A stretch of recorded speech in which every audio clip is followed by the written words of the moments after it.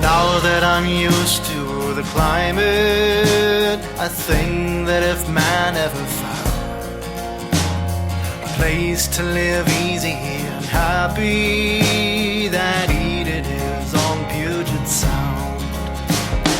Eden is on Puget Sound. That Eden is on Puget Sound. A place to live easy and happy. That Eden is on Puget Sound. Hello and welcome to the Seattle Files. My name is Chris Allen. I'm your host. Every week I get together with a different local comedian, and together we discuss these strange, unusual, interesting, and oftentimes lesser-known aspects of our local history. Joining me today on the program is Glenn Bristol. How's it going, Glenn? Hey, Chris, doing well. Good. Thanks so much for being here. Happy to be here. Glenn is an ensemble member in Twisted Flicks, which performs monthly at Jet City Improv. It's where they take an old B-movie from the 50s and 60s, usually old sci-fi movie, black and white. They take out all the sound effects, all the dialogue, all the music, and they redub it live. You've been doing that for about 5 years now? Yeah, just about. Yeah.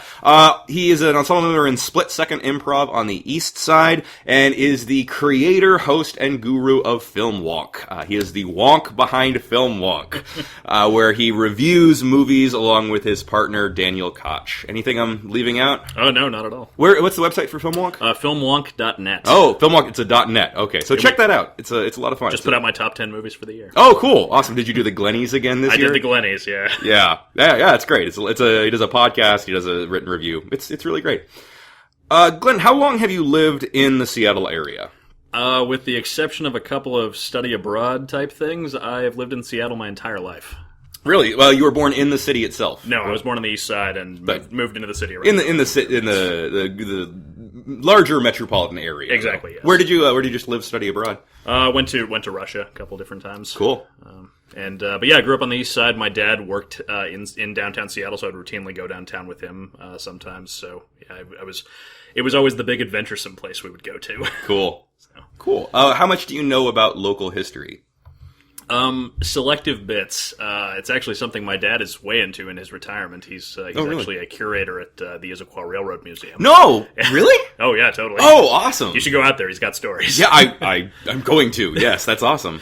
Yeah, I mean, I've heard stories. I've done a few local tours, but not a lot of depth beyond that. So, did you, since you're local, did you have to take the Pacific Northwest history class freshman year in high school? Oddly, I did not. I got a waiver from that because I had some weird scheduling with sharing classes between the middle school and the high school, but most of the students had to. You had like a religious exemption or something? Something like that. Your parents didn't believe in Northwest history? No, I was just too good at math, and I took a higher level math class. Smarty pants. And then all right. Freshman year, I think they'd gotten rid of that requirement, actually. Okay, interesting. Yeah, it seems like most people that grew up around here had to take it. I had to take it, but some people didn't. And you have no idea what we're going to be talking about today, correct? None at all. I'm excited. Awesome. Let's get started. Anna Louise Strong was born in Friend, Nebraska, November 14th, 1885. She was born in a 2-room congregational parsonage. Her father, Reverend Sydney Strong, was a social gospel minister. What is a parsonage? Parsonage it's like the building adjacent to a church where the preacher lives. And his family, if applicable. Yeah, okay. yeah. So basically, she grew up in a church. Okay. Like, not just growing up going to church, but grew up in a church. Got it. Social Gospels believe that in service to God through being active in fighting poverty, economic inequality, substance abuse, and other social issues. So, Trump. But against those things. Sorry, against inequality, against substance abuse, and, supporting social issues. Okay. She would later write about her father, quote, "In words and life, he taught me that neither money, nor fame, nor human opinion are to be counted against being right in one's soul." That is very nice. It is a very nice thing to say, yeah. It's one of those things that you can find troublesome because it could go either way. She could be right in her soul about horrible things or wonderful things. But either way, she's sure of herself. Yes, you gotta be confident.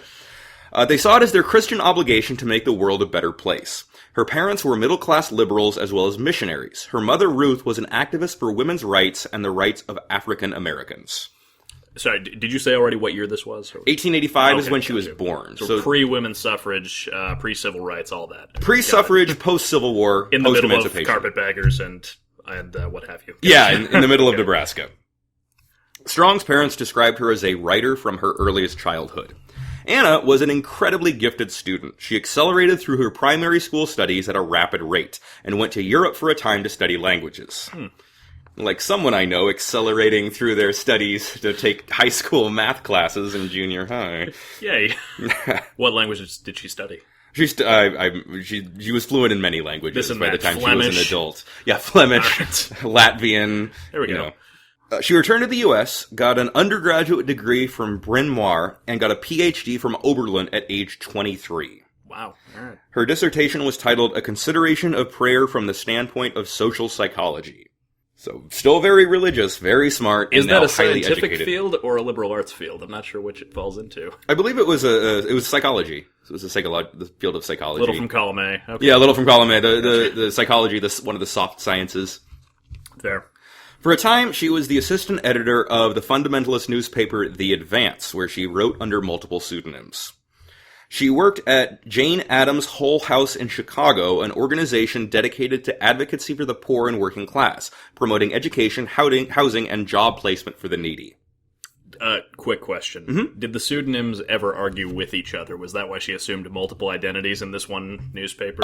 No, it was, at this point, it's largely to make the newspaper seem like it has a larger staff than it does. Oh, nice. And it was actually a pretty established tactic for a lot of small newspapers to make it seem like they had this big writing staff, when really it was just 2 or 3 people writing the entire paper under a variety of names. I saw a TV episode a few weeks ago which featured a character setting up in her living room a bunch of laptops playing Office Noise and calling people up and saying, "This is the West Coast office of totally made up company." Oh, yeah. As a scam? It's good to know that trick is not new. No, it's not. That was a big scam. I know that they would call elderly people to try to get donation or investments for real estate, and they would just go to random construction sites and say, "Listen to this construction."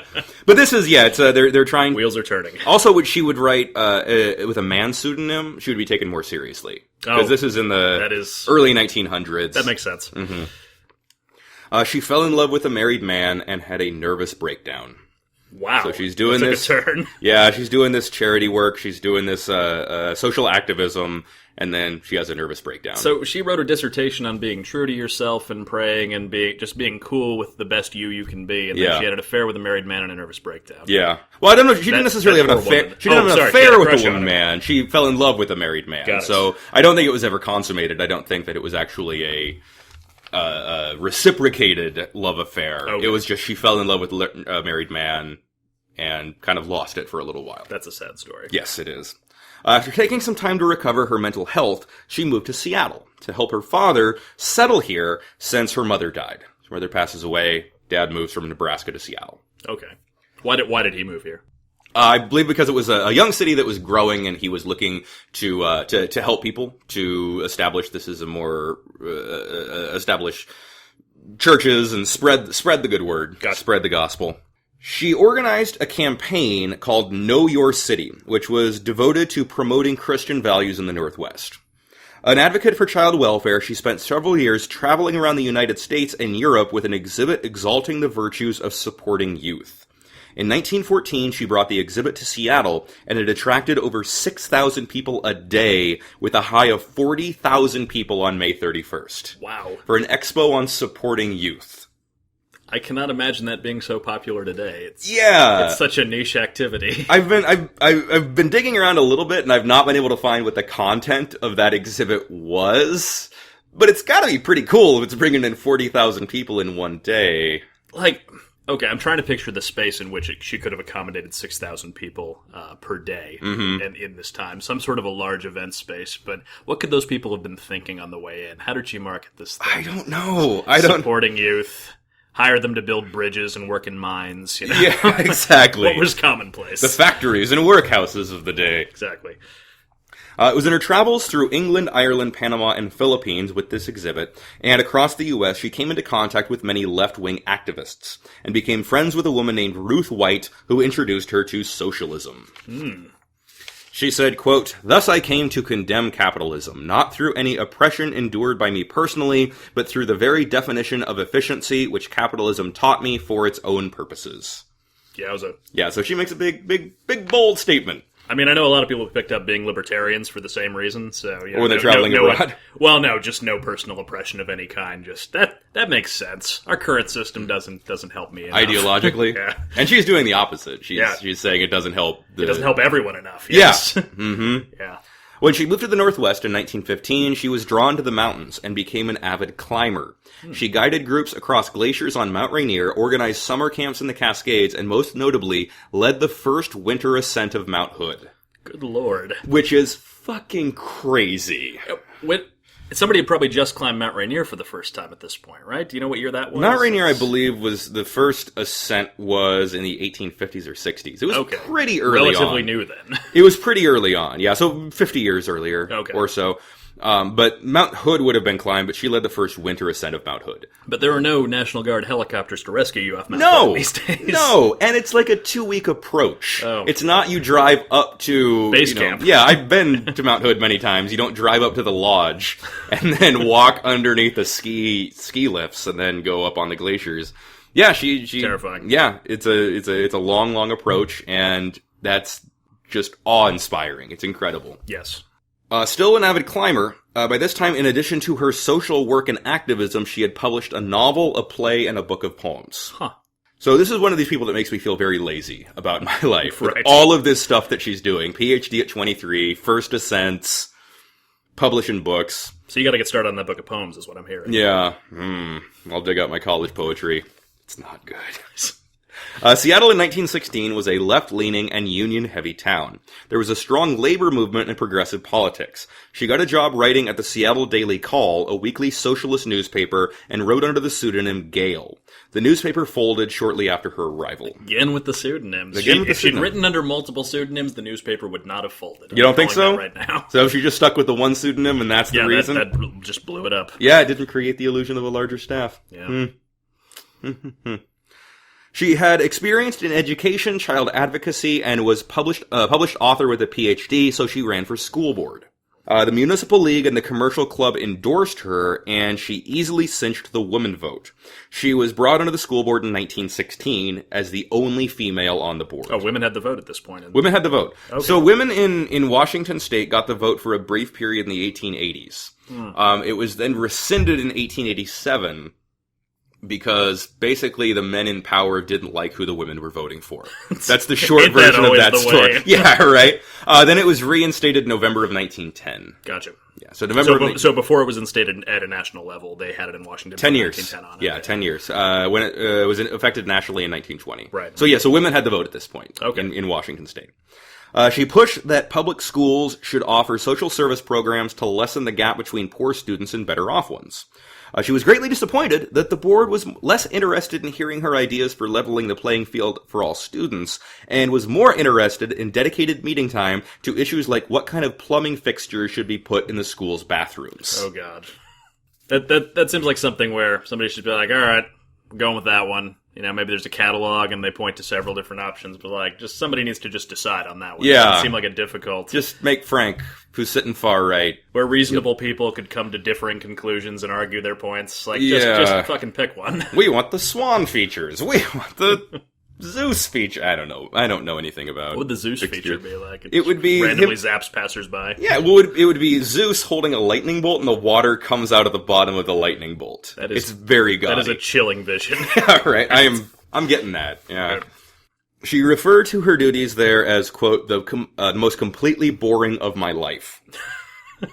So little has changed in civic administration at this point. Right. Okay. She reported on the Everett Massacre and subsequent trial for New York's Saturday Evening Post, and clearly supported the industrial workers of the world, also known as the Wobblies, which made her more and more associated with socialist ideals in the eyes of Seattle.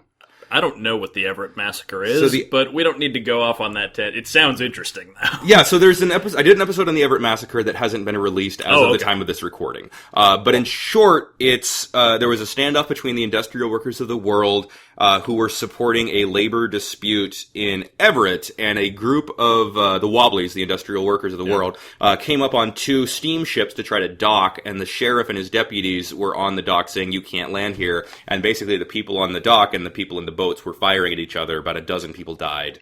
Wow. In this labor dispute. That is the first naval labor dispute I've ever heard of. That's terrifying. Yeah, it was really, it was horrible. It was a horrible situation. Okay, so she reported on this. So she reported on this for New York Saturday Evening Post. So she's reporting for a national newspaper. Under her own name? Under her own name at this point. That's gotta be good for her. Well, she's writing some under her own name, some under pseudonyms. So her books were published under her own names. At 2 Saturday Evening Post? Yeah. It's made her more associated with socialist ideals in the eyes of Seattle because she was clearly supportive of the Wobblies. She used her position as a journalist to advocate for workers' rights. She wrote the Wobblies were, quote, direct inheritors of the fighting pioneer, engaged in the struggle of men once free and expecting freedom, but now slowly, inexplicably, irrevocably enslaved, waging a stark, bloody fight for elementary human rights. That is very poetic. I can see the liberal arts education coming out Yeah, of those words. she's a great writer. She's a very great writer, definitely. America was on the brink of entering into World War I. An outspoken pacifist, Strong saw war as a tool for the rich to use the poor to fight their battles and make themselves richer. Not an uncommon opinion of that war. No, not an uncommon opinion today. Of a lot of wars. Yeah. She spoke out against military conscription and joined every anti-war organization she could find. She was horrified in April of 1917 when the U.S. began fighting in France. She was distraught and spent the summer climbing in the mountains, contemplating her next move. She was highly educated, published, and had spent most of her life as an advocate for the less fortunate. She returned to Seattle that summer ready to throw herself full on into the cause of socialism. Okay, so this wasn't, they go over and she's like, all right, protest time, troops come home. She's like, I can't even right now, and just fucks up. She spent a lot of time protesting, trying to fight it, writing, doing everything she could, and then... Despair sets in. Yeah. So she goes on her walkabout. All right. She goes out into the mountains by herself for a couple of months. That seems extremely dangerous. Not for Anna Louise Strong. She had the first winter ascent of Mount Hood. She got it. She got it going on. She's well supplied. Okay, got it. While on her trip through the Cascades that summer, in a small town, she stumbled across a few publications of the Seattle Call, a socialist weekly publication whose radical views on income equality and labor echoed her own. Did she not write for the Seattle Daily Call previously? Yeah, she wrote for a similar newspaper before. Gotcha. But this is a different socialist newspaper that sprung up. But they called themselves the Seattle Call, but she just found a few copies in, the distant Cascades, so... It's more like the Cle Elum Call, and they're just a little too big for their britches. Yeah, it's the Call of the Wild. Nice. The Seattle Daily Call is what she was writing for, and now this is the Seattle Call, which presumably is a weekly? I mean, at this point, the name was free, so... Yeah, right. She, with renewed dedication and to her ideals, she wrote day and night for the Seattle Call when she got back to Seattle. She was working for a socialist newspaper, but was still on the Seattle School Board. Yeah, the paper was such a small operation that for a while no one noticed. Hewlett Wells was a former mayoral candidate and former president of the Central Labor Council. He was arrested in a high-profile trial, charged with sedition for his protest of the draft for the Great War. I was wondering if that might happen. Yeah. At this time, they were tamping down on free speech when it came to that a little bit, as my understanding. Oh, yes. Big time. Big time.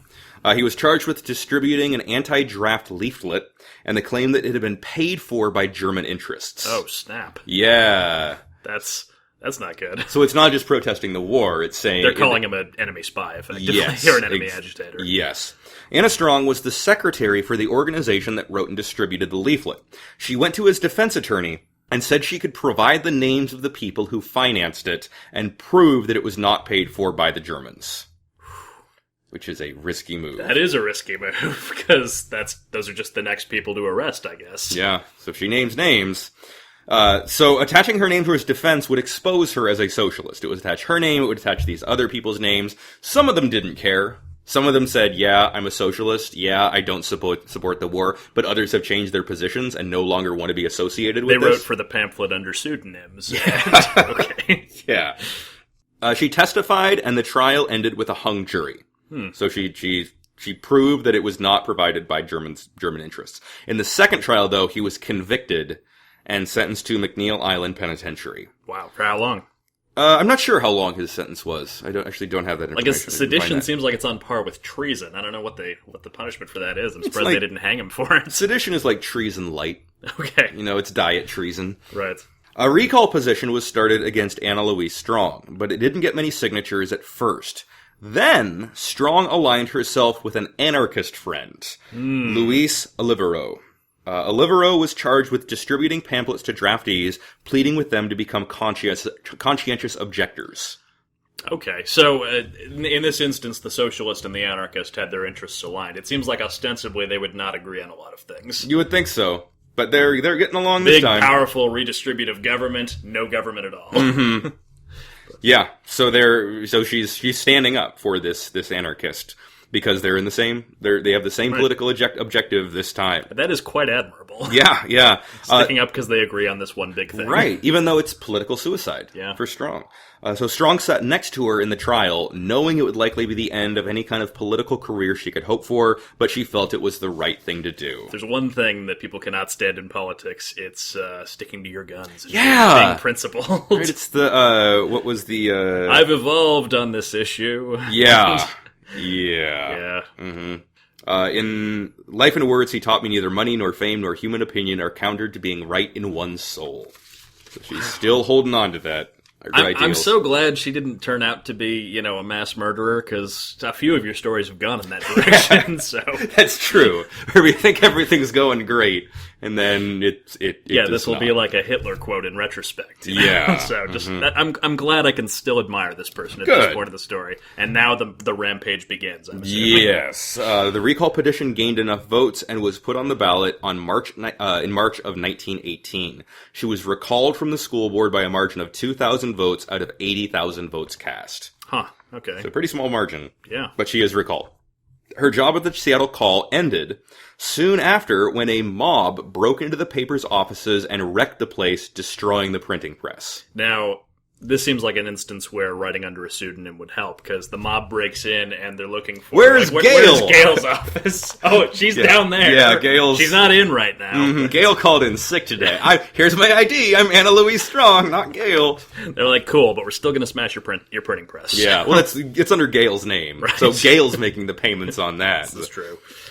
Okay, so this is the end of yet another Seattle Call newspaper. Then. Yes.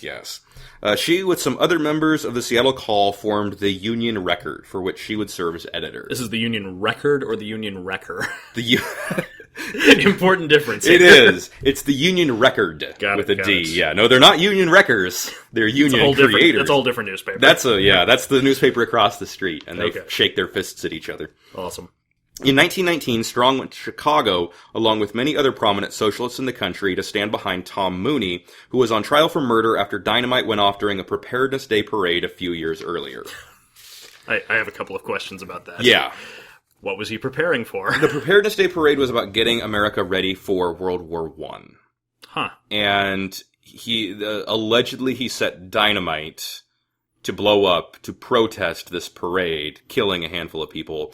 But he probably didn't. Okay, she's losing my sympathy a little bit here. Oh, he probably didn't. He probably he might have been framed for this. He was convicted essentially under perjured testimony. It was later learned to be perjured testimony. And these protesters were saying, like, oh, we're not ready enough for World War I. We need to... We're getting ready. It's this patriotic, getting everything amped up for World War I. Okay, so they think this anti-war rabble-rouser decided to protest the getting ready for World War I by blowing some people up with dynamite. Yes, that's basically what happened. That makes perfect sense. Yeah.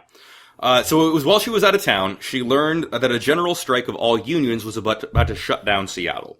Wow. She hurried back and wrote in the Union Record, quote, "The closing down of Seattle industries as a mere shutdown will not affect the great eastern combinations of capitalism much.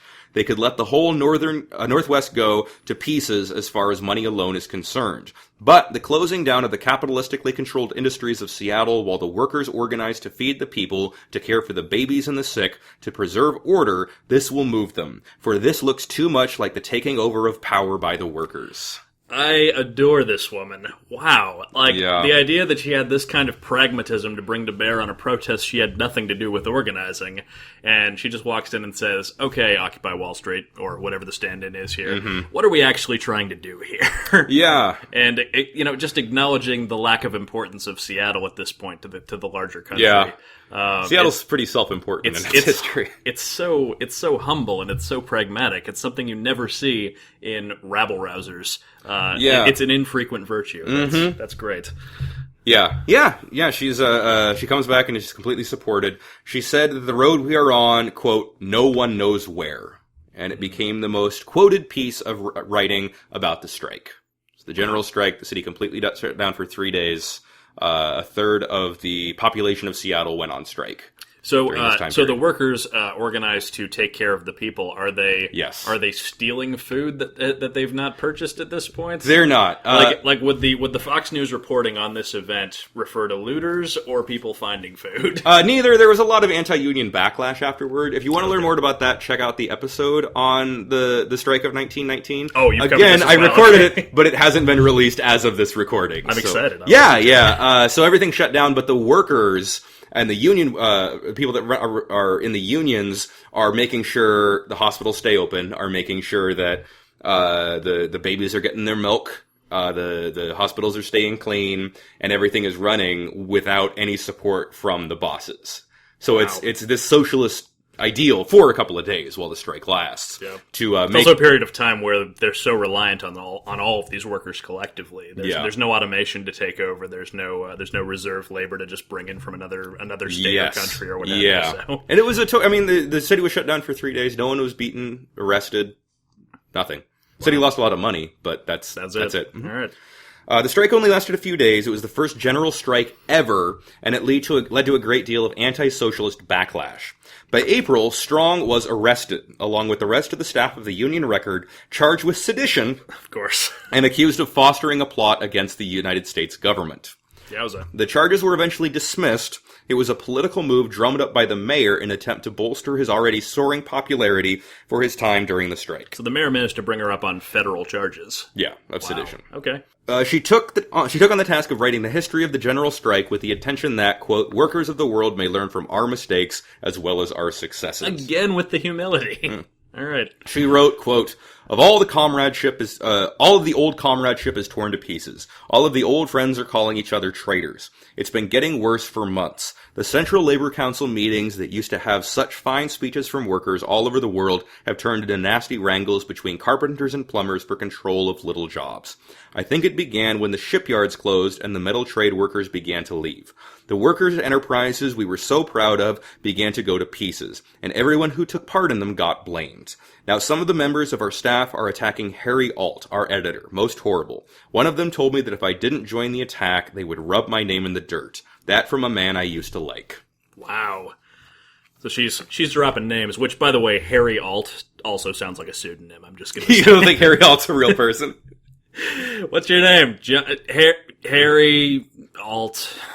While looking at your forearm, that's Harry, and the alternator on your car. Exactly. It's a Harry just Alt. Yep.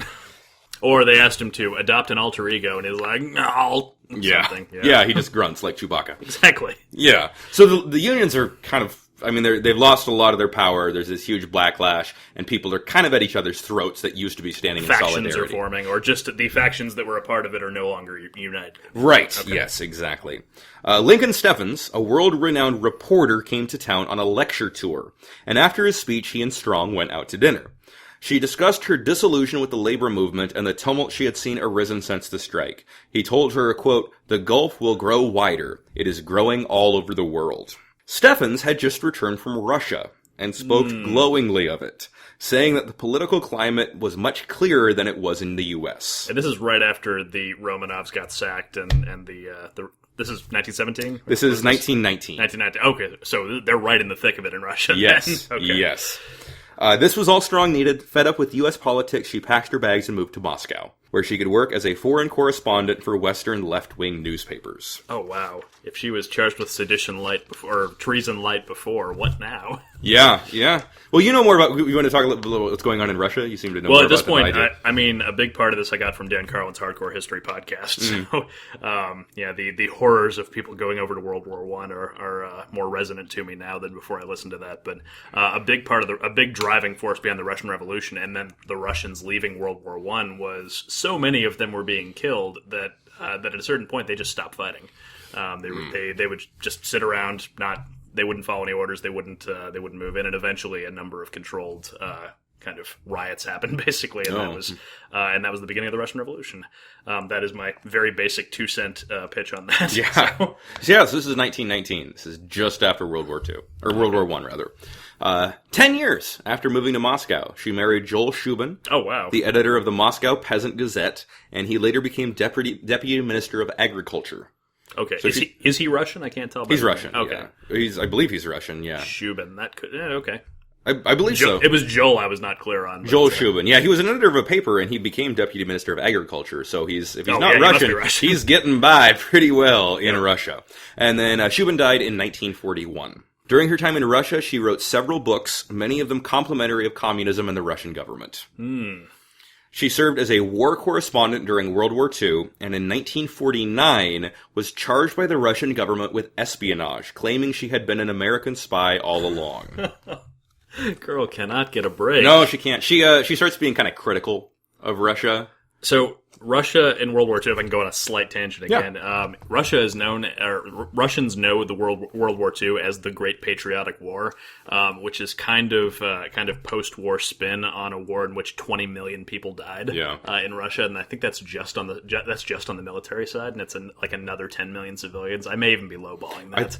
The numbers I've heard, if I'm remembering correctly, is around 50 million Russians died total in World War II. Criticizing anything about the Russian military response to that must have been seen as the highest levels of treason. She doesn't need to be an American spy to have done that, though. But it's a convenient way to get rid of her. It's a convenient way to kick her out. But she was a correspondent. She stayed kind of coming in as the Russian troops were pushing forward. She stayed a few steps back. And so she was charged in what year? She was charged in 1949. Okay, so we're right about to be at the throats of communism at this point. Okay. She came back to the U.S. for a short time, and in 1958, at age 72, moved to China. Where she keeps going, where she continued writing and gained the admiration of Mao Zedong. Oh, man. In an interview with Mao, he referred to her as a paper tiger, and it gave her the nickname for the rest of her time in China as the Tiger Lady. Good Lord. So now she's living in China. The Chinese Civil War was still happening at this point, wasn't it? Was it? I think. It was right after World War II. So. Yeah, but I thought it was over by 58. Might have been. Well, I mean, if Mao was in charge to be admiring of her, then... 58 you said. 58, it was well over by then. You're right, sorry. She died in 1970 in Peking at age 84. In her life, she wrote dozens of books on topics of politics, race, feminism, labor rights, income equality, and much else. She is buried at the Revolutionary Martyrs Cemetery in China. Revolutionary Martyrs Cemetery? Yes. Did she do anything to merit that status? Well, her writing and her support, but she didn't dive on an American grenade? Not at age 84, Okay. no. Well, maybe, lightly set herself down on an American grenade, I don't know. Yeah, eased into it. Yeah. No, she. I'm sure she died of being 84 in China in the 1970s. Yeah, I'm surprised she lasted that long. It's pretty impressive. Incredible. Honestly, though, if she was palling around with the party bosses at this point, she was probably being well taken care of. Oh yeah, I'm relative sure. to your average Chinese person who was starving during 5-year plans at this point. So, yeah. I'm sure she wasn't the one out killing birds and participating in that. She Revolutionary Martyrs Cemetery. I guess. I don't know. It's she just kept moving farther and farther east, and then farther and farther to the left, I guess, as she went along. But and she probably would have been very admired by the communists at the time, because she had abandoned capitalism, and it would be held up as a shining example of, do you see, this person clearly understands where she came from does not work, and communism is the way to go. Yeah, I kept waiting for the twist where one of her pseudonyms was Ayn Rand, but she didn't go that route. No. She went the opposite direction of that. It's almost the opposite of going Galt, I suppose. Yeah. That's excellent. Yeah. That's the life of Anna Louise Strong. Wow. Well, she sounds like a classy lady. She led a very incredible life. Yeah. All in all, growing up in a congregational parsonage in Friend, Nebraska, to having the respect of Mao Zedong to rabble-rousing and becoming one of the most prolific writers of her movement. So, does she have any sort of legacy today, I guess? Do people still read her writings? I'd never heard of her prior to this podcast. Yeah, people do. It's read largely in intellectual circles, unsurprisingly, because it's socialism and feminism. Not to say that people, laymen don't necessarily read feminism. Academics read it recreationally. Yeah, it's read in a lot of academic circles, and she's very revered and respected in academic circles. And like you said, her writing is fantastic. Her writing is very beautiful. Kind of want to seek out some of it now. Yeah, she wrote dozens of books. She was very, very prolific in her writing. But as far as, it's not something that you're going to pick up at the airport next to the Grishams before you take a flight. Yeah. Not a light read. No. Well, and also because she wrote under pseudonyms half the time, you can't find any of it. So. Her books were written under her name, and it would be written. You'd be able to track down horse mysteries under the name Dick Francis. Is that Jimmy Carter did that? Oh no! Remember, Jimmy Carter wrote a bunch of novels about I didn't horses. know that. Essentially, I don't think he wrote under who. Dick Francis is the one I was thinking of. I don't know why that came to mind. Okay, all right. Yeah, so lived her whole life and so how much of that time was she in Seattle? On the school board for a She was in Seattle for maybe 20 years. Okay. Or 10 or 15 years. Gotcha. So she was already as far to the left geographically as she could be in the United States. In the United States, yeah. Moved on from there. Mm-hmm. Well, thank you for listening to the Seattle Files. Thank you again, Glenn, for being here. Thank you very much. If you are on Facebook, and you probably are, like us on Facebook, subscribe and rate the show in iTunes. If you have a topic suggestion that you would like to hear an episode about, shoot me an email at theseattlefiles@gmail.com. New episodes out every Tuesday, so I will be back next Tuesday with a new episode, a new topic, and a new guest. Thank you for listening. Check back often. Check back often. Check back often. Check back often.